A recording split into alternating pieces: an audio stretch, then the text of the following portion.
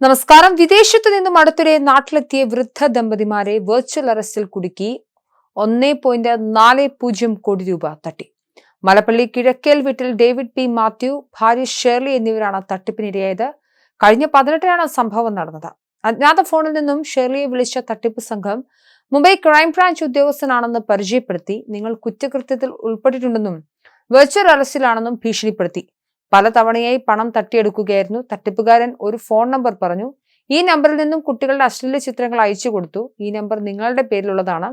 ഇതിനെതിരെ ആളുകൾ case file ചെയ്തിട്ടുണ്ടെന്നും ചെമ്പൂർ പോലീസ് സ്റ്റേഷനിൽ ജാമ്യം എടുക്കണമെന്നും അല്ലെങ്കിൽ നിങ്ങളുടെ ലോക്കൽ പോലീസ് സ്റ്റേഷനിലേക്ക് വാറന്റ് അയച്ച് അറസ്റ്റ് ചെയ്യുമെന്നാണ് വിളിച്ചയാൾ പറഞ്ഞത്.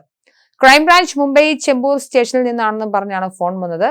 നിങ്ങൾ വിർച്വൽ അറസ്റ്റിലാണെന്നും സൈബർ കേസ് ആണെന്നും വിവരം ആരോടും പറയരുതെന്നും പറഞ്ഞു. 1 മിനിറ്റ് കഴിഞ്ഞ് മറ്റൊരു ഫോൺ നമ്പറിൽ നിന്നും വിളിച്ചു. നിങ്ങളുടെ പേരിൽ നരേഷ് ഗോയൽ എന്നയാളുടെ അക്കൗണ്ടിൽ നിന്നും 20 ലക്ഷം രൂപ വന്നിട്ടുണ്ട്. അതുകൊണ്ട് ആ കേസിലും പ്രതിയാണ്.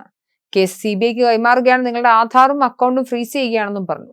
റിസർവ് ബാങ്കിന്റെ ചെക്കിങ്ങിനായി എന്ന് പറഞ്ഞ് ഒരു അക്കൗണ്ട് നമ്പർ നൽകിയിട്ട് അതിലേക്ക് പണം അയച്ചു കൊടുക്കാനും ആവശ്യപ്പെട്ടു. അതിന് പ്രകാരം 90.50 ലക്ഷം അയച്ചു കൊടുത്തു.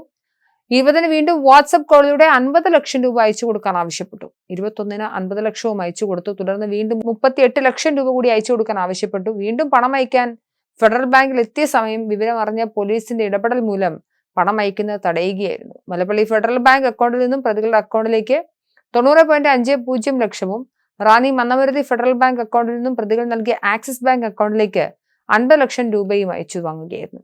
ജില്ലാ പോലീസ് മേധാവി R ആനന്ദിന്റെ നിർദ്ദേശപ്രകാരം പണം തടഞ്ഞു വെക്കുന്നതിനാവശ്യമായ നടപടികൾ സ്വീകരിക്കുന്നതിന് കത്ത് നൽകി ബാങ്ക് തുടർ നടപടികൾ നടത്തിവരുന്നു. ദമ്പതികളുടെ പരാതിയിൽ Keezhvaipur police inspector R Rajesh Kumar case register ചെയ്തു.